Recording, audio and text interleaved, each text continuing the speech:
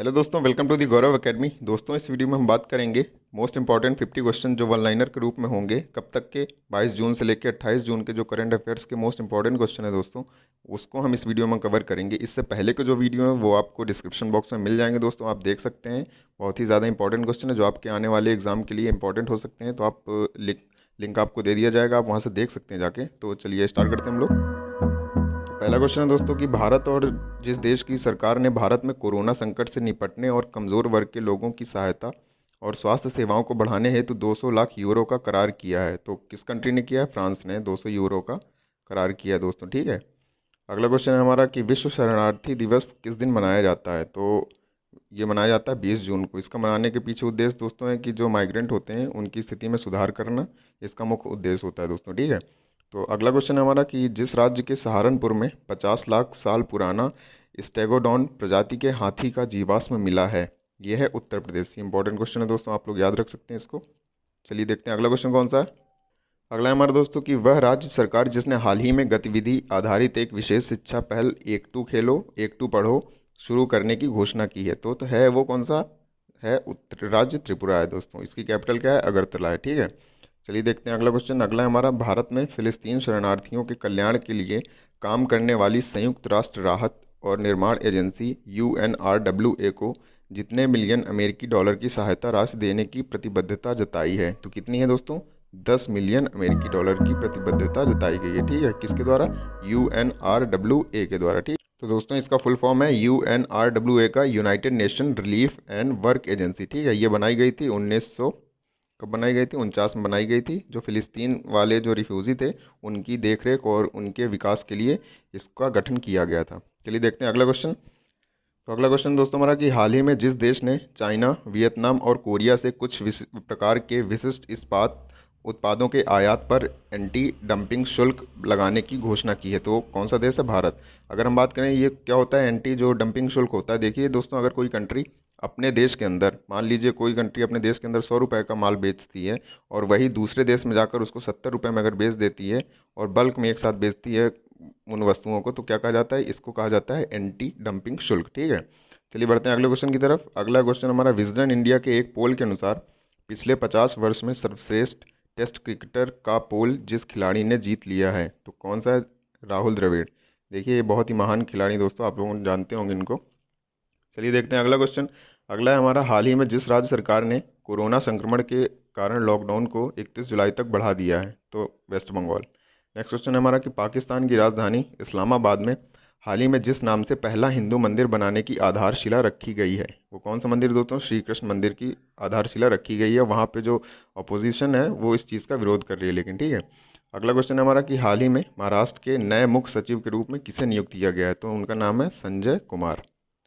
अगला क्वेश्चन है दोस्तों हमारा कि हाल ही में जिस देश ने भारत के बाहर पहली योग यूनिवर्सिटी खोलने की आधारशिला रखी है, तो कौन सा देश है दोस्तों? अमेरिका। अमेरिका के लॉस एंजलिस में विवेकानंद योग विश्वविद्यालय खुला है। ठीक है। अगला क्वेश्चन है हमारा कि हाल ही में जिस देश ने बहुपक्षीय शस्त्र व्यापार संधि जिसे कहते हैं ATT में शामिल होने का निर्णय लिया है, तो वो है चाइना।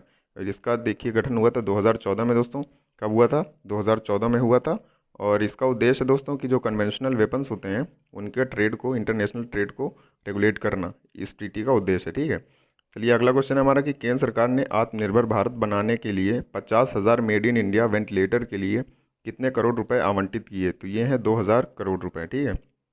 अगला है हमारा कि हाल ही में जिस राज्य सरकार ने महात्मा गांधी राष्ट्रीय ग्रामीण रोजगार गारंटी अधिनियम मनरेगा की तर्ज पर नौकरी गारंटी योजना शुरू करने जा रही है, तो वो है झारखंड। ठीक है।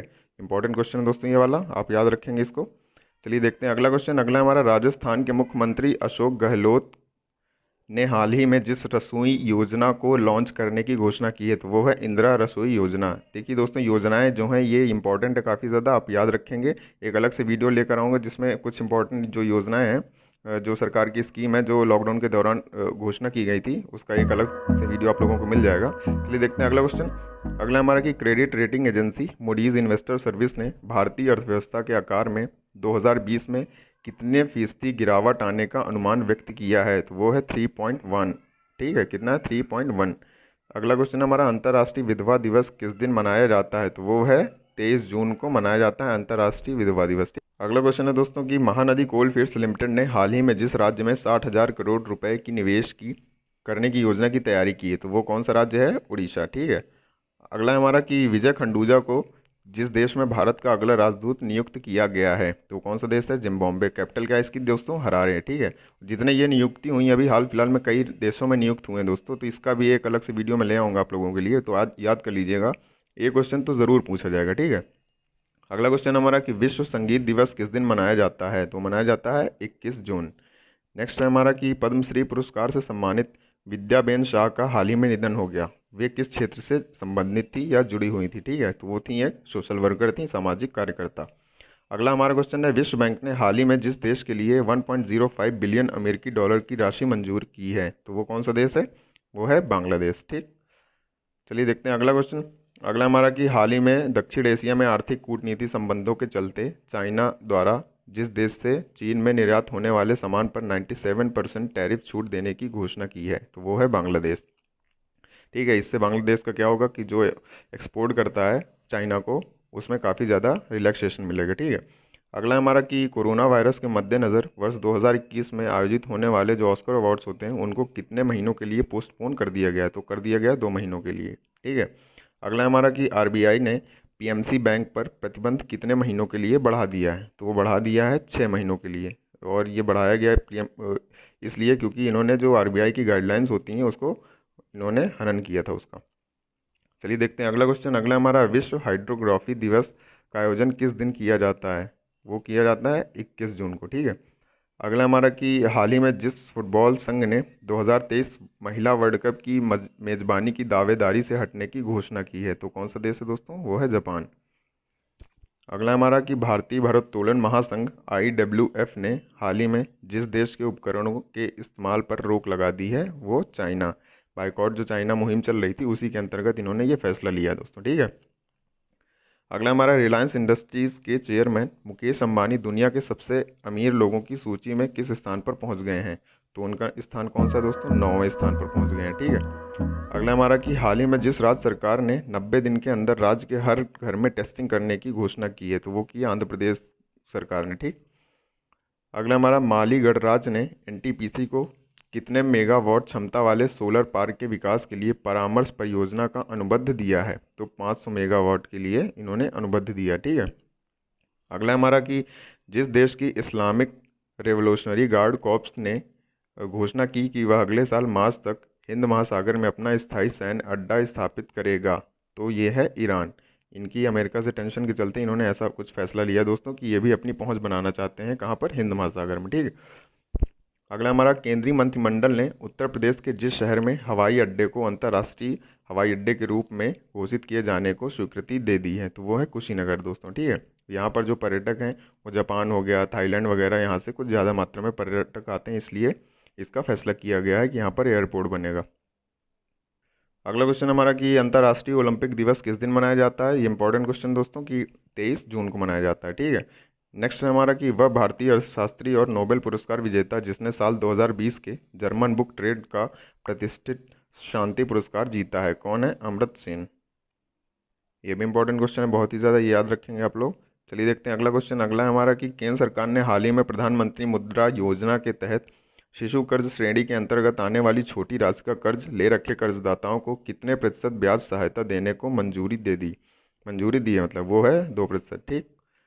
अगला क्वेश्चन हमारा कि साल 2023 में होने वाले महिला विश्व कप फुटबॉल के लिए ऑस्ट्रेलिया और किस देश जो हैं वो संयुक्त मेज़बानी करेंगे? तो वो है न्यूजीलैंड और ऑस्ट्रेलिया। ठीक। ये भी इंपॉर्टेंट क्वेश्चन है। अगला हमारा कि भारतीय रेलवे ने बड़ा फैसला लेते हुए सभी नियमित मेल, एक्सप्रेस और यात्री ट्रेन सेवाओं के साथ उपनगरीय ट्रेन जितनी तारीख तक रद्द कर दी, मतलब कितनी तारीख तक ट्रेनें नहीं चलेंगी कोरोना की वजह से? ये है 12 अगस्त तक। ठीक। अगला हमारा कि केंद्र सरकार ने हाल ही में तमिलनाडु में सूक्ष्म लघु और मध्यम उद्यम क्षेत्र के लिए कितने करोड़ रुपए का आवंटन किया है? वो किया 4,125 करोड़ रुपए इनको आवंटित किए गए हैं। अगला हमारा कि भारतीय टीम के जिस पूर्व सलामी बल्लेबाज और घरेलू क्रिकेट के दिग्गज खिलाड़ी को आगामी घरेलू सत्र के लिए उत्तराखंड का मुख्य कोच नियुक्त किया गया है, वसीम जाफर नाम। ठीक है इनका, ये भी याद रखेंगे आप लोग। अगला हमारा जिस राज्य सरकार ने हाल ही में प्रज्ञान भारती योजना शुरू की तो कौन सा राज्य है? असम। कैपिटल है दिसपुर। नेक्स्ट क्वेश्चन हमारा कि एसबीआई की एक रिपोर्ट के अनुसार लॉकडाउन के कारण प्रति व्यक्ति आय में कितने प्रतिशत की गिरावट दर्ज की गई है या आई है। वो है 5.4% की गिरावट आई, ठीक है। अगला हमारा कि वह देश जिसने हाल ही में अपने बाइडू नेविगेशन सैटेलाइट सिस्टम के लिए अंतिम उपग्रह का सफलतापूर्वक प्रक्षेपण किया है। तो चाइना नाम है इसका दोस्तों। चीन मतलब अपना नेविगेशन सिस्टम लॉन्च कर रहा है, उसका नाम है बाइडू, ठीक। अगला क्वेश्चन है दोस्तों कि अंतर्राष्ट्रीय योग दिवस किस दिन मनाया जाता है। तो 21 जून को। नेक्स्ट है हमारा कि रणजी क्रिकेट में सबसे ज़्यादा विकेट लेने वाले जिस स्पिनर का हाल ही में निधन हो गया उनका नाम था राजेंद्र गोयल, ठीक है।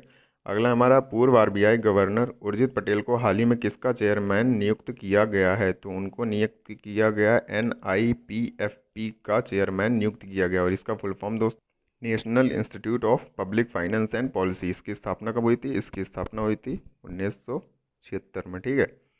अगला क्वेश्चन हमारा कि हाल ही में उत्तराखंड के जिस प्रसिद्ध लोक गायक और संगीतकार का 94 वर्ष की उम्र में निधन हो गया है वो हैं नेगी, जीत सिंह नेगी। ये अच्छे गीतकार भी थे दोस्तों, ठीक है। तो अगला क्वेश्चन है दोस्तों, केंद्र सरकार ने हाल ही में जितने करोड़ रुपए के पशुपालन बुनियादी ढांचा विकास फंड की स्थापना को मंजूरी दे दी है। तो आंसर है इसका 15,000 करोड़ रुपए, ठीक है।